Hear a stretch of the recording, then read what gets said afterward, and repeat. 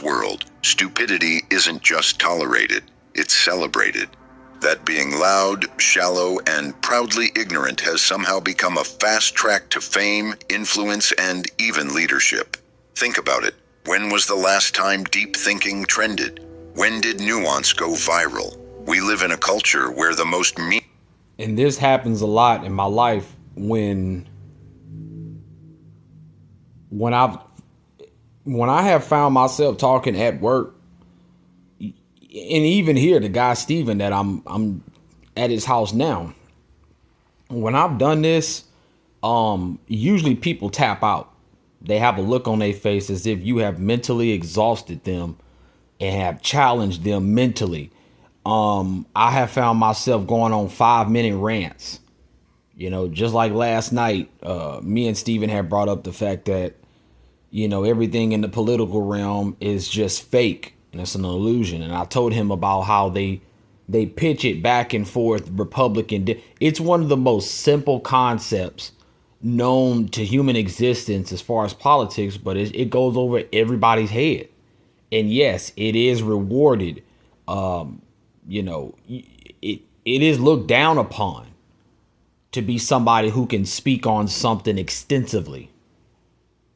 Meaningless personalities dominate the spotlight, where 15-second clips get more engagement than thoughtful arguments.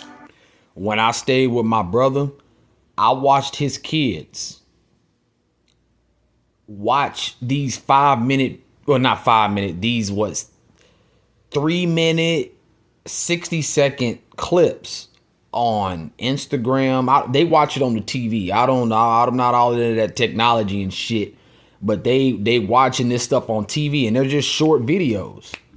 And I'm explaining to my brother, like, this is how a lot of these channels get views that they don't deserve, because what ended up happening with them kids?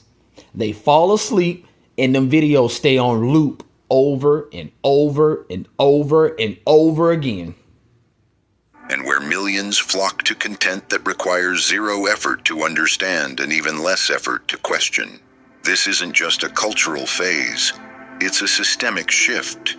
We've created a world where empty entertainment is rewarded over intellectual substance, where clever memes replace logic. This is what I talk about with my family.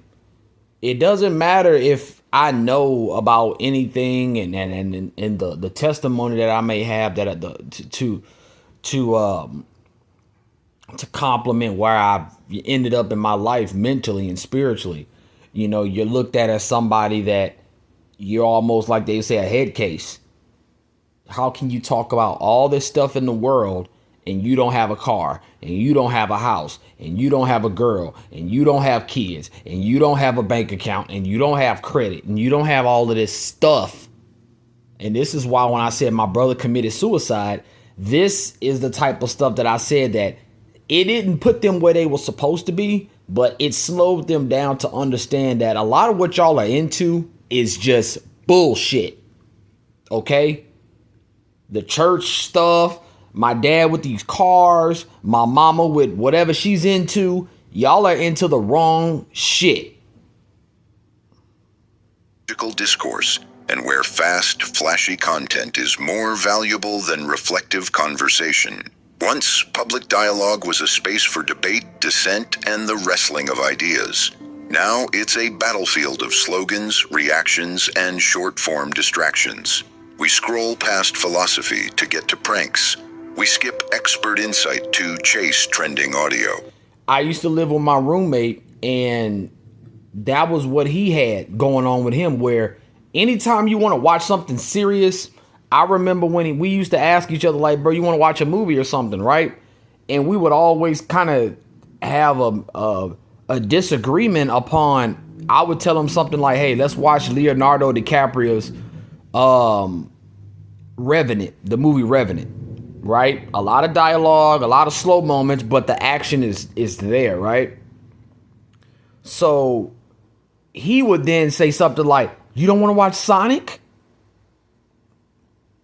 Dude, I'm 30 years old. Why the fuck would I want to watch some Sonic the Hedgehog? But it started to become more and more noticeable that, bro, this nigga really don't like to watch movies that are, you couldn't catch him watching no American Gangster, watching a movie like Jarhead. He ain't watching no shit like that. He's another one of them grown ass men that watch shit on the internet where dudes are just, yeah, oh yeah, oh my God. It's ridiculous. And I used to ask the nigga like, bro, do you really like this shit? I mean, I hate knowing what I know because I'm like, dog, I'm going to tell you now, bro, this is some low vibrational shit. I'm not saying you're supposed to be looking up shit in the encyclopedia all day, but come on, dog. I'm watching movies like Apocalypto, Revenant, like biopics and stuff like that. The Last Dance, and this nigga want to watch Sonic and motherfucking me. Let me stop. And the tragedy is, this isn't just happening by accident. Popular culture no longer merely reflects our values, it actively shapes them. The media we consume, the influencers we elevate, the content we reward, all of it is teaching us something. That it's better to be likable than informed, faster to be emotional than rational, and more profitable. This is why LeBron James is able to get away with the shit he get away with. If he tried this shit 50 years ago, people would be like, you are a disgusting human being, bro. Basketball is like 5th on the list. Let's address all this other shit about you phony ass basketball player. You are an influencer. You're not shit, you could put a basketball in Barack Obama's hands and then you can say there'll be people out there to be like, oh man, the Barack Obama, man, and he hoops. Nigga, you've never seen him hoop just because he got a ball in his hand. So this is why this is a prime example of that LeBron James syndrome. Out of all the people in the United States, there are at least 500 million people who will try to excuse LeBron James. Rather they say, oh, he's a great father. Rather they say, he been doing it for this long. All that, bro. You're going to have at least 500 million people out of what? How many billion? 300? I don't know how many Americans is it? 300 million Americans? So let me be, you'll have at least 500,000 people in the United States thinking that LeBron James is able to be conversated amongst the greats just because of propaganda being shoved down a throat all day. To be shallow than serious. The algorithm doesn't care about truth. Yeah, when I'm at work and I get more of a reputation of being angry and negative. I heard somebody the other day say something on the internet where they were like, the girl he was talking to, she was like, you always negative. And he was like, no, I'm not. The things that I talk about are negative. All the stuff that go on in the industry, all the stuff that go on in sports and all of that, that shit is negative. So just because I talk about it don't mean that I'm indulging or engaging or want to be a part of it. So yeah, when you know shit, it could come off as like you mad and angry about something. It cares about attention. The result is a civilization trained not to think, but to react, not to question, but to consume. And over time, that consumption rewires what we find meaningful, what we respect, and ultimately, who we listen to. You might think this is harmless, just entertainment, just distraction. But when cultural incentives reward stupidity, stupidity becomes strategic. People learn quickly that dumbing down, oversimplifying, or even... It ticks me off. A lot of channels over the years I've had to unsubscribe from because they have found their shtick, and that is supplying the ravaged, savage, hungry fan base, that being conspiracy theorists. And I equate that to, like I said, like a bunch of dogs. When their owner says, hey, it's time to eat, all of these dogs in the backyard just run to go get whatever food the owner has said is ready to eat. not knowing if it's processed, not knowing if it's something cold, something hot. They know that their owner, and the owner is anybody who are making these videos that in 2025, you're still thinking your video is going to convince somebody that, oh, I don't want to be a rapper all of a sudden. I don't want to be an actor. I don't want to be a model because I saw a video on the internet. I still want to be a boxer after everything I know about the business. Why? Because I think that I'll have something to offer the world of boxing that a lot of the things that are plaguing the sport today, it would not apply to me. You're not going to get me to do certain things that I don't want to do, nor are you going to try to screw me in ways that I'm not going to find a way to get back at you. Oh, well, you can't fight this person or that person. All right, fine. I'll buy a warehouse, rent it out for a day, and I'll make the fight myself, even if we all walk away with $500. But let's continue.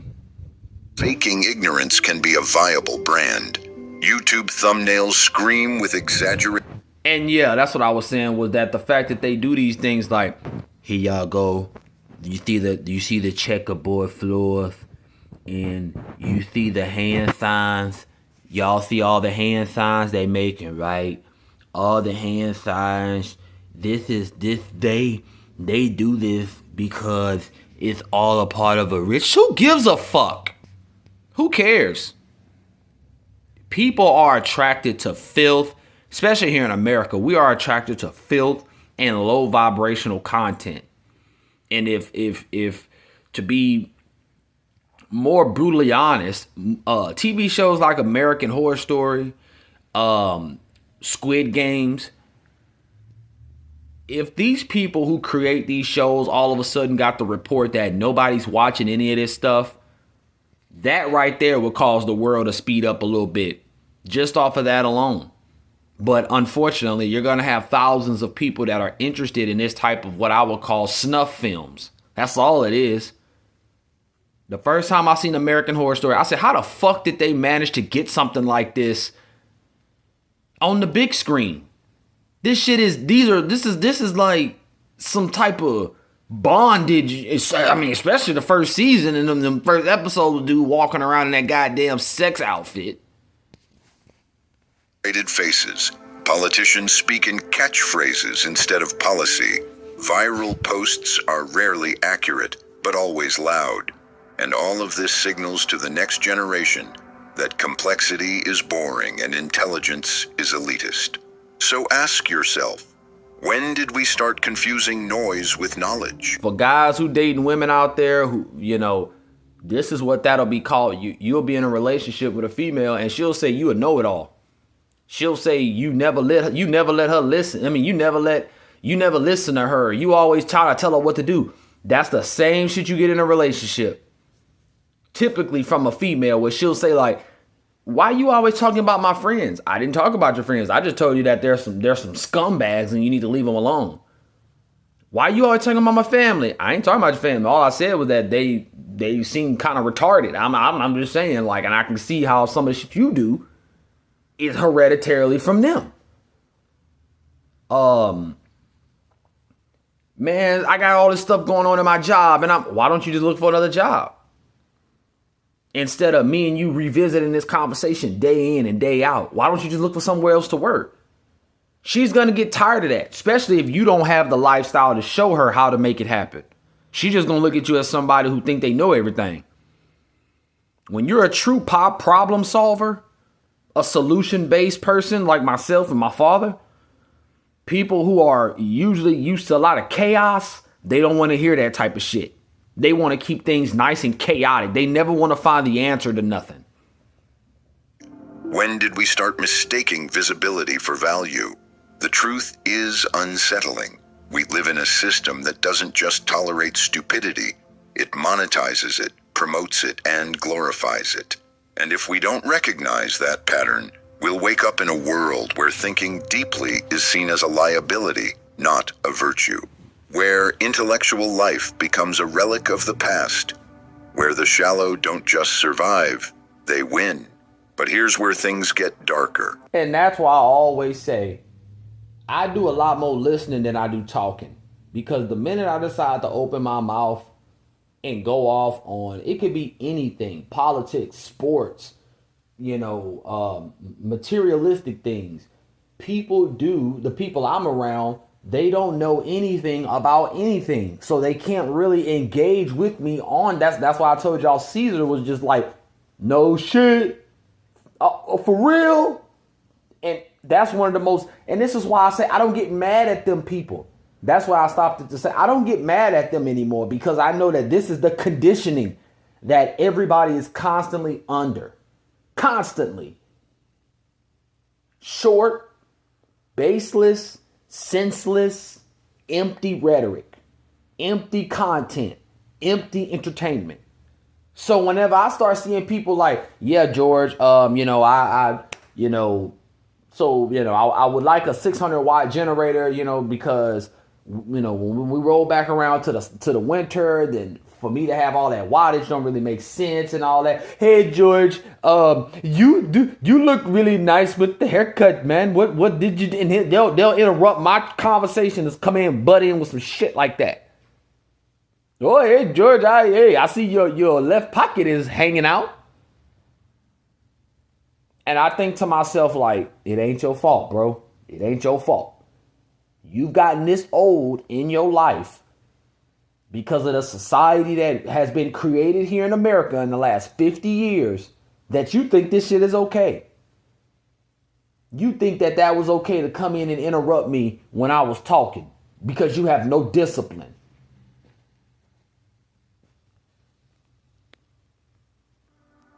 She it, promotes it, and glorifies it. And if we don't recognize that pattern, we'll wake up in a world where thinking deeply is seen as a liability, not a virtue. Where intellectual life becomes a relic of the past. Where the shallow don't just survive, they win. But here's where things get darker. Stupidity today isn't just tolerated or celebrated, it's carefully crafted. We've entered an era where ignorance is no longer a disadvantage, but a calculated strategy. The rise of the dumb but rich persona isn't an accident, it's a formula. It's a performance designed to appear relatable, harmless, and entertaining. And the rewards are massive. Followers, sponsorships, power. In a world where attention is currency, playing dumb has become an economic advantage. Look around. The people getting the most airtime aren't the most thoughtful. They're the most outrageous. Yep. Controversy, not competence, drives clicks. Shock value wins over substance. And behind the screens, there's a chilling realization. Authenticity is less valuable than virality. Why develop wisdom when you can generate noise? Why offer insight when exaggeration performs better? We've created a media environment where the smart thing to do is to act stupid, and millions are catching on. This shift has fueled a deeper cultural pathology, anti-intellectualism. We don't just ignore intellectuals, we actively mistrust them. Experts are labeled as elitist, scientists are mocked as out of... When I'm at work, and when I did talk to Caesar, and I would say certain shit like, I would say something like, oh yeah, man, P. Diddy he gonna drop these charges, they're gonna drop these charges and so on and so forth, right? You would have this dude, he would ask me like, you really think they don't, man, look, to hear a man speak with confidence and an insurance that he know what he's talking about, I've seen it more times than not. Dudes will be like, you really think that? When I've made all the shit that I've said about homeless people, you really think that? And then they expect you to say, you know why they say that? Because they're used to people saying stuff like, man, like, look, okay, so like, I don't hate all gays. Look, man, like, I ain't got nothing against them. That's how they used to you talking, contradictory. What the kids call now, you about to glaze on some shit before you then ridicule it. No, bro, just go full-fledged. So you saying LeBron James ain't a good basketball player? That's what the fuck I said. Yes, nigga, that nigga's trash. Bro, you really believe that? Yes, nigga, I really believe that. Stupid ass. Man, you really think all females like that, bro? Yes, motherfucker. God damn. Touch. Thinkers are dismissed as irrelevant. The very people who dedicate their lives to understanding complex problems are sidelined for being too serious, too complicated, or worst of all, not entertaining enough. Oh, yes. It's a quiet... This is the same effect that has been caused at my job, and now people will say stuff like, "You in a good mood today, Charles?" I tell y'all, if this was the Wild West, I would immediately pull out my revolver and start shooting at your feet. If you ask me that question ever again, are you in a good mood today? And you know what I try my best not to say? Shut up, bitch. Especially if it's a female. Shut up, bitch. If it's a dude, I know the dudes don't ask. This was normally this was from the newest manager we got where she her and Keon, they had a moment in where they were like, "Oh, Charles, you real lively." Keon told me, he was like, "Man, you're real lively today." And I just thought to myself, like, well, the testosterone booster giving me more energy to be able to stand on my feet and move a little quicker, and I don't feel a lot of these aches and pains. I was like, yeah, and I try not to feed into it because then they will establish that as the standard in which I'm supposed to be all the time. And if I'm not like that, then I'm angry, I'm mad, I'm frustrated. Because why? I'm a serious person. I'm a serious person 99% of the time. So when she asked me, "Are you in a good mood today?" You know how angry that makes me? I be wanting to say, like, not now. You piss me off by asking me that question. Because now you assuming that I'm walking around here more days than not angry. At what? What the fuck am I angry for? Stupid ass. War on depth, one fought with laughter, memes, and viral trends. And social media is the battlefield. These platforms are engineered to... I must say, though, a lot of times, if it wasn't for the internet, I know for a fact, a lot of people would never even laugh. Bad days back in the day when you couldn't get on the phone and look up something, not even look it up, but you're just scrolling and doing your normal do, and then you run across something that, light-skinned niggas when they try to grow their hair out. A lot of that stuff is just pure hilarious, man. And I've had days where I'm in a bad mood, and it only because of the internet that I get on Facebook and see something that makes me laugh. So I have been grateful for our meme society. Reward immediacy over reflection, emotion over evidence. Content that's short, loud, and emotionally charged spreads faster because it's easier to digest. A sarcastic reel will outperform... What I tell y'all, all that content with, all of that shit, just because you opened up a pickle jar, that's the type of dumbass shit I be talking about. How these people can bring themselves to that was for the money. I don't care, dude. I would look myself in this mirror right here and be like, you acting like a fool, bro. Form a nuanced explainer every time. A conspiracy theory gets more engagement than a peer-reviewed study. Why? Because truth requires effort. Lies are easy, and in a world addicted to dopamine, ease always wins. So we've built a machine that punishes complexity and glorifies simplicity, no matter how false or destructive that simplicity might be. We're not just dumbing down, we're monetizing the performance of stupidity. And this performance is everywhere. Fake lifestyles, fabricated drama, manufactured personas that gain millions of followers by offering nothing but surface. Meanwhile, the thinkers, the educators, the truth tellers are buried in the noise. Too complex, too slow, too inconvenient for the scroll. Ask yourself, When did we start rewarding people for knowing less? Like my body. When did ignorance become an aesthetic? The terrifying truth is that we've trained a generation to believe that it's not what you know that matters. It's how entertaining your ignorance looks online. Yep. And once that belief takes hold, once stupidity becomes a brand, a business, and a badge of honor, there's no incentive left to seek truth, only to seek attention. But let's go even deeper. Why is shallow content not just surviving, but thriving? Why does it feel easier, almost irresistible, to scroll past the complex and dive into the silly, the sensational, the stupid? The answer isn't just cultural, it's psychological. In a world that feels increasingly chaotic, simplicity offers something we're all quietly craving: control. Life today is overwhelming. Uncertain economies, shifting identities, complex global crises we barely understand. And in that storm of confusion, the simple becomes seductive. A shallow post that confirms what we already believe. A joke that lets us avoid uncomfortable truths. A 10-second video that demands nothing from us. No thinking, no effort, just instant relief.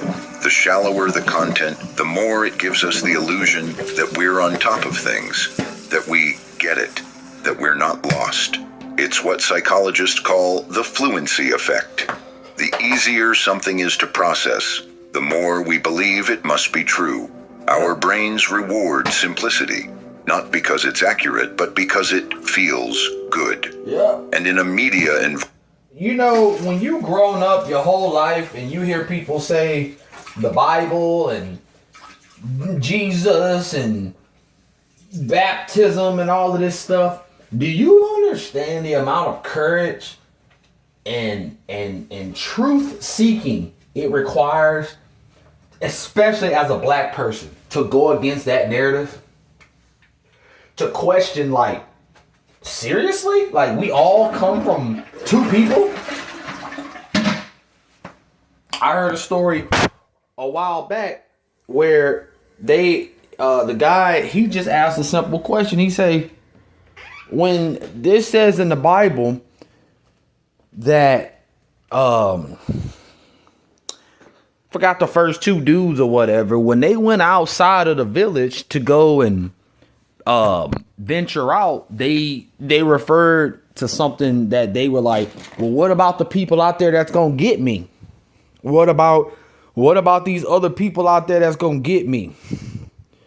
And somebody was like, that's a good question, bro. Who are you talking about? If y'all the only two niggas on the planet, who else is he talking about? And this is why, again, for the people who actually know how we ended up here, where we come from and stuff, we're not able to find out all of this shit from a Bible. So that takes a great amount of courage and truth seeking to be able to admit that, bro, I don't think this Christianity shit is the answer. Environment designed to bombard us with information, anything complex feels like friction. So we start avoiding friction without even realizing it. We choose content that feels effortless. We laugh instead of reflect. We react instead of pause. And slowly, we lose our appetite for anything that requires real thinking. Humor becomes our armor. We joke about everything: politics, health, even existential dread. Not because it's funny, but because it's easier than facing the weight of it all. Irony becomes a shield. Sarcasm becomes currency. And depth. And this is another reason why I said me and my roommate, we had a falling out, because although the reality of it was, bro, I'm not able to pay all these, I'm not able to pay my half of the bills. I know it's frustrating, bro. I apologize. I'm trying to do any and everything I can for us to come out of this hole. The fact that his solution was just, and I get it, I understand the pressure of it. But when you have somebody's telling you, on the other hand, how easy it would be just to walk away from it all. How easy would it be to turn your back on CJ and just go live your own life? That he chose to do the easier thing, which was, hey, CJ, we tried, bro. and I'm gonna just go live over here. And we tried, bro. I mean, we tried. And see, that broke my heart because I really did think that I would, in my life, have somebody that I could call a real friend my entire life. But that wasn't the case because he wanted the easier route. Ultimately he just moved right next door to a guy that, just like this content is explaining, he was always thinking I was angry. And a lot of times I was frustrated because they were just so dumb. The shit that they would talk about, all of the drinking and the doing of cocaine and all that other shit. I got really genuinely annoyed by their presence. So I didn't blame him for him to like, man, I don't want CJ to come stay, but you could come stay. That becomes a burden we're too tired to carry. It's not that people don't care, it's that they're exhausted. And the shallow stuff? It's fast, it's fun, and most importantly, it doesn't hurt. And let's not ignore the biology. Shallow content hits the brain like fast food. Quick, salty, addictive. Every like, every swipe, every notification pumps dopamine into our system. It rewards us instantly. No patience required, no delayed gratification, just the quick hit. And just like junk food, the more we consume it, the more we crave it, and the harder it becomes to return to anything nourishing. A 3,000-word essay feels like a mountain. A thoughtful documentary feels like homework. And the algorithm knows this, so it keeps feeding us what's easy, never what's right. So here we are, a society seduced by simplicity, addicted to immediacy, and mentally rewired to avoid anything that requires effort. Not because we're lazy, but because the system has taught us that shallow is safer, faster, and more pleasurable. And that might be the most dangerous lesson of all. It hurts talking to my older brother. And my older brother has come a long way. He's come a very long way. He used to listen to me talk, and he would have his phone just shoved in his face to the point where I was just like, dude, you're displaying certain traits of somebody who is not paying attention.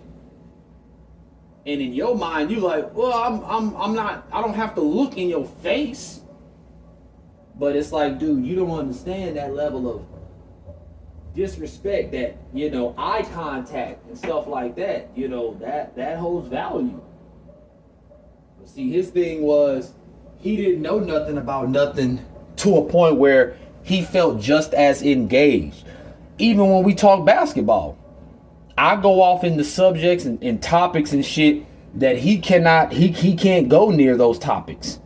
So what happens? He gets, like I say, frustrated, but he gets to a point where he's like, man, I'm just, it be like that though. But you got to think too though, like, normally niggas that don't know nothing, they stupid as shit. They say stuff like, but you got to think though. I've already ran laps around the idea of thinking. Now I'm responding. So you got to think too, man. Like, shut up. Shut up. You got to think, bro, like, Allen Iverson really did, like, shut up. Shut up. But here's the part we rarely admit. This isn't just about individual choices. It's not that millions of people all spontaneously decided to abandon depth. It's that the system was designed, engineered, to reward the shallow.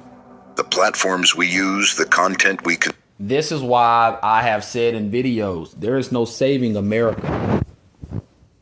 There's no saving this system.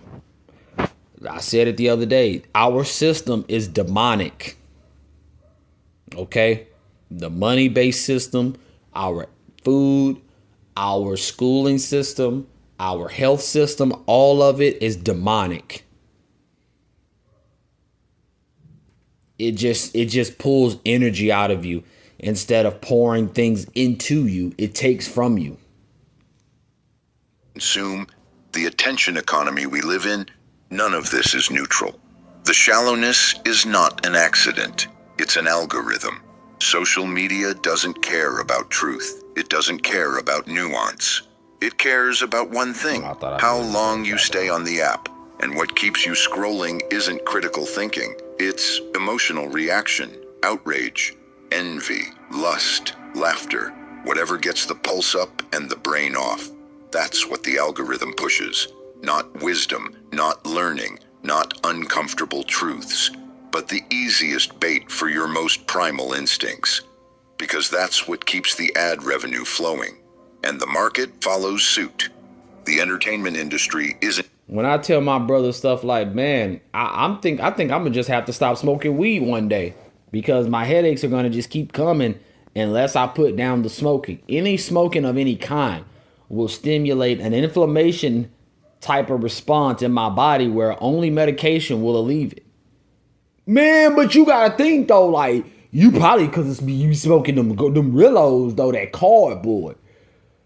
But you gotta think though, like all you need really is some of that tea. Dude. But you gotta think though, like you be smoking them blacks though. Xavier, it is uncomfortable to admit it, but I have to stop smoking, period, for this to go away. Unfortunately, my body does not do well with my nerves being attacked by whatever chemicals are in weed and in